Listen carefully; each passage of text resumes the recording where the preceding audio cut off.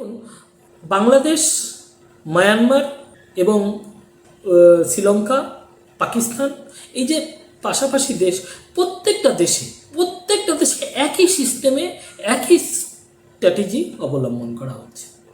এবং সেই দেশের রাষ্ট্রের যখন তারা সরে যাচ্ছে, সেই দেশের রাষ্ট্রপ্রধানদের বাড়িঘর জ্বালিয়ে দেওয়া হচ্ছে, তাদের জিনিসপত্র বের করে নেওয়া হচ্ছে। এবং কারা করছে? জেন জি। এই শব্দটা হয়তো আপনারা পরিচিত নন, মানে আপনারা যে শব্দে পরিচিত সেই শব্দ হচ্ছে যুব সমাজ। এই যুব সমাজের অনেক পরিভাষা তৈরি করেছেন ইউরোপ আমেরিকার লোকেরা। হয়তো আপনি সেই বিষয়ে জানি না বা জানার চেষ্টা, দূরে চলে যাব। দেখুন, আপনি কোনো রাজনৈতিক নেতাকে পছন্দ করতে পারেন বা অপছন্দ করতে পারেন, আপনার ভালো লাগতে পারে বা না লাগতে পারে। মোহাম্মদ সেলিমকে আপনার ভালো লাগতে পারে, নাও লাগতে পারে। মমতা বন্দ্যোপাধ্যায়কে আপনার ভালো লাগতে পারে, নাও লাগতে পারে। কিন্তু প্রসঙ্গটা এখানেই নয়। আপনার ভালো লাগতে পারে শুভেন্দু অধিকারী, নাও লাগতে পারে। কিন্তু মমতা বন্দ্যোপাধ্যায় একটা কথা বলে যে এজেন্সি পারে না এমন কোনো কাজ নেই। ছোট্ট শব্দ, দেখবেন মমতা বন্দ্যোপাধ্যায় প্রতিনিয়ত বলছেন, আর প্রতিনিয়ত বলার মধ্যে হারিয়ে যাচ্ছে সে তার কথা। মোহাম্মদ বা কমিউনিস্টরাও ঠিক সেই প্যাটার্নেই অভিযোগ করে থাকেন। তাদের অভিযোগ, প্রত্যাঘাত সবসময় একই রকম, মার্কিন যুক্তরাষ্ট্র, সাম্রাজ্যবাদ। হয়তো সেই সাম্রাজ্যবাদকে তারা চিহ্নিত করবার চেষ্টা করেন, চিহ্নিতও করেন, কিন্তু তারা ওই চিহ্নিত আর চেষ্টার মধ্যে থেকেই হারিয়ে যান। এখন একটু দূরে নিয়ে যাব আপনাদেরকে। দেখুন, আমরা মনে করি বা আমি মনে করি ব্যক্তিগত স্তরে যে রাজ্যের যে পরিবর্তন হয়েছিল 2011 সালে, সেটা পরিবর্তনের পিছনে ব্যাকহ্যান্ড একটা স্টোরি ছিল। সেটা আমি একদিন আপনাদেরকে খুলে বলবো এবং বলার চেষ্টা করব, বোঝানোর চেষ্টা করব। তখন প্রত্যেকটা ঘটনার পিছনে একটা ঘটনা থাকে, আর সেই ঘটনাটা এমনভাবে প্ল্যান করা হয়, সেই ঘটনাকে থেকেই একটা শক্তিকে পরাজিত করে আর একটা শক্তি আসে। দেখুন, বাংলাদেশের যে প্যাটার্ন, বাংলাদেশে যেভাবে সেন্ট মার্টিন দেয়নি বলেই শোনা যায় যে শেখ হাসিনাকে হটানো হয়েছে। না, ব্যাকহ্যান্ডের স্টোরি অন্যরকম। শেখ হাসিনা চীনের সঙ্গে ওতপ্রোতভাবে জড়িয়ে যাচ্ছিল এবং ওই ইয়েতে সেনাপ্রধান যুক্ত আছে এবং সেনাবাহিনী যুক্ত ছিল, সেনাবাহিনীকে কনফিডেন্সে নিয়েছিল বিভিন্ন দেশের এজেন্সি, এবং সেতে ভারতেরও একটা বড় ইনভলভ আছে। এটা আমি এখন এই মুহূর্তে বলতে পারছি না এবং বলার চেষ্টাও করছি না, কারণ বলাটা আমার পক্ষে শোভনীয় নয়। আর দ্বিতীয় যেটা পয়েন্ট আউট করা যায়, যে বাংলাদেশ এবং বাংলাদেশে যে প্যাটার্নে করা হয়েছিল সেই প্যাটার্নটাই ঠিক অবলম্বন করা হয়েছে আপনার নেপালের ক্ষেত্রে। কিন্তু আপনারা ভাবছেন যে নেপালে হঠাৎ করে কোর্ট রায় দিল আর বন্ধ হয়ে গেল আর গোটা না। নেপালের সরকারের বিরুদ্ধে আজ থেকে 1 মাস আগে থেকে যে ষড়যন্ত্র তৈরি হয়েছিল, যে প্রোপাগান্ডা তৈরি হয়েছিল, তা টোটাল সোশ্যাল মিডিয়ায় সার্কুলেট করা হচ্ছিল এবং প্রমোট করা হচ্ছিল। সেটা কোনো একটা দেশ থেকে বসে সেইটাকে ব্যাপকভাবে প্রমোট করা হয়, এবং এই প্রমোটটা করা হয় বলে যখন সরকারের কাছে খবর আসে, সরকার এই সোশ্যাল মিডিয়াকে বন্ধ করে এই গোটা ব্যাপারটাকে আটকাতে চেয়েছে। কিন্তু সরকার যেখানে ভুল করে ফেলেছে, সরকার কোর্টকে দিয়ে রায় করিয়েছে।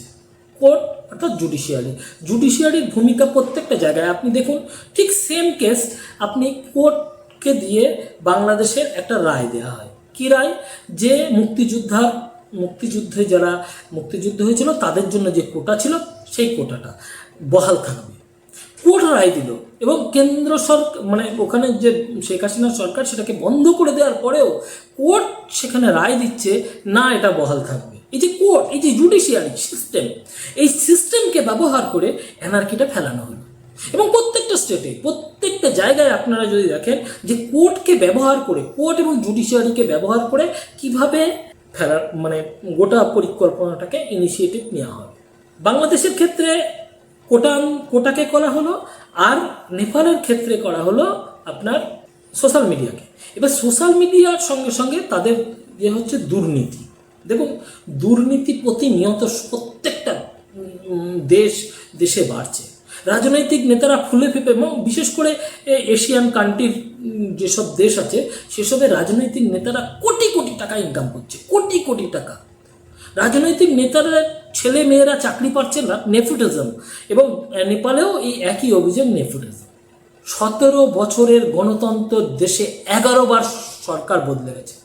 17 বছরের গণতন্ত্রের দেশে 11 বার যুক্তরাষ্ট্রের পলিসি, তার সঙ্গে যে কোনো দেশ খিলাফ হলেই সেই দেশকে শেষ করে দেওয়ার পলিসি হচ্ছে সেই দেশের মানে গণতান্ত্রিক সরকারকে ফেলে দেওয়া, এবং গণতন্ত্রের নাম করে সেখানে স্বৈরাচারী শাসকদের কাউকে বসানো।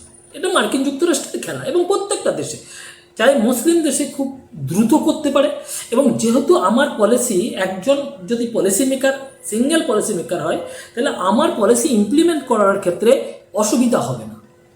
কিন্তু যদি গণতান্ত্রিক দেশ হয়, একটা পার্লামেন্ট থাকে, একটা প্রধানমন্ত্রী, একটা বিরোধী দল থাকে, তাহলে সেখানে সেই জিনিস ইমপ্লিমেন্ট করতে গেলে অনেক অসুবিধা। ধরুন ভারতের ক্ষেত্রে, ওদের যে দুধ, ওদের যে কৃষিজ পদ্ধতি, মানে কৃষিজ পণ্য, সেইটা ভারতে পাঠানো যাচ্ছে না বলেই আমেরিকা ভারতের উপরে খাপা। আমেরিকা এই খাপা থেকে, মানে ডোনাল্ড ট্রাম্প হোক, যে কোনো শাসক আসুক, শাসক জো বাইডেন আসতে পারে, শাসক বার্নি স্ট্যান্ডার্ড হতে পারে, জেডি ভ্যান, যেই আসুক, কমলা হ্যারিস আসুক, আপনার ভারতীয় কমলা হ্যারিস আসুক, যেই আসুক, একটা কথা মাথায় রাখবেন, আমেরিকান পলিসি ইমপ্লিমেন্ট করবার জন্য কোনো রাষ্ট্রপ্রধান বা রাষ্ট্রশক্তির দরকার হয় না। সেখানে একটা পলিসি মেকিং সিস্টেম আছে, সেই সিস্টেমের মাধ্যমে পলিসি মেক হয়। এখানে 3টে সিস্টেম কাজ করে। এক হচ্ছে টেক জায়েন্টদেরকে ব্যবহার করা হয় আমেরিকার একটা সিআইএ আর আমেরিকান এজেন্সি, সিআইএ, আমেরিকার সরকার আর ডিপ স্টেটের মধ্যে অনেকটাই ভাগ আছে। ডিপ স্টেটের, আপনি যদি এটা নিয়ে একটা বড় চর্চা করতে পারেন যে ডিপ স্টেটটা কি, আসল ডিপ স্টেটটা কি। ডিপ স্টেট হচ্ছে যে ব্যবসায়ী, প্রচুর ব্যবসায়িক আছে, যাদের ব্যবসা সেইখানে ইমপ্লিমেন্ট করবার জন্য, সেই দেশে ইমপ্লিমেন্ট করবার জন্য যে বাধা শক্তি হয়, যে তার দেশের বাধা হয়, তাকে সরিয়ে দিয়ে অন্য নিজেদের মতন করে সরকারকে তৈরি করা। দেখুন গদ্দাফিকে সরানোর ক্ষেত্রে আপনারা দেখেছেন যে এনার্কি কিভাবে ফেলানো হয়েছিল। ঠিক সিরিয়ার ক্ষেত্রে আপনারা দেখছেন, ইরানের ক্ষেত্রে চেষ্টা অনেকবার হয়েছে, কিন্তু ইরানের যেহেতু পারেনি, কেন, ইরানের এখনও অনেকটা ইরান ক্যাপাসিটি। কিন্তু পাকিস্তানের ক্ষেত্রে যেহেতু পাকিস্তানের মিলিটারি একটা শক্তি, তাই মিলিটারিকে কবজায় করে সবটা করে ফেলছে। এবার আপনাকে বুঝতে হবে যে বাংলাদেশে ঠিক সেম পজিশন করেই শেখ হাসিনাকে সরানো হয়েছে, এবং এইখানে একদম বলা ভালো, ভারতীয় এজেন্সি এবং সিএ একসঙ্গে মিলে এই অপারেশন শেখ হাসিনা করেছে। নেপালের ক্ষেত্রেও তাই। নেপালের ক্ষেত্রে দেখুন, আপনার বুকের ভিতরে এসে আপনার কেউ ছুরি মেরে চলে যাবে, সেটা হতে পারে। নেপাল একদিনে হয়নি, 3 দিনে হয়নি, 2 দিনে হয়নি, এর জন্য প্রচুর টাকার দরকার হয়। এবং একটা ছেলে উঠে চলে আসলো সোশ্যাল মিডিয়ার দৌলতে, এটা হতে পারে না।